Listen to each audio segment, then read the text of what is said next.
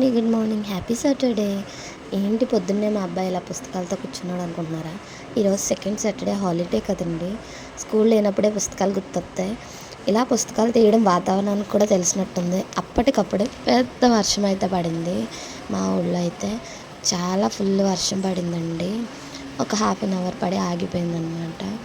ఇలా వర్షం పడుతున్నప్పుడు వ్యూ చాలా బాగుంటుంది కదా, చల్లగా అయిపోతూ ఉంటుంది మొత్తం ప్లేస్ అంతా కూడా.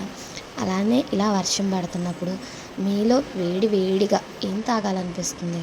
చాలామంది కాఫీ టీ అంటారు, కానీ నాకు కాఫీ టీ అయితే అంత ఇష్టం ఉండదండి. అందుకే ఫ్రెష్ తాగుతూ నేచర్ని ఎంజాయ్ చేస్తున్నాను అనమాట. చాలా బాగుంది క్లైమేట్ అయితే. నిన్న ఒక ఫంక్షన్కి వెళ్ళాము, చాలా టయర్డ్ అనిపించింది, అందుకే మార్నింగ్ ఇలా ఉన్నాను. అలానే ఈరోజు త్వరగా లేవడం కూడా అవ్వలేదండి. అత్తయ్య లేచి టిఫిన్ అయితే ప్రిపేర్ చేశారు.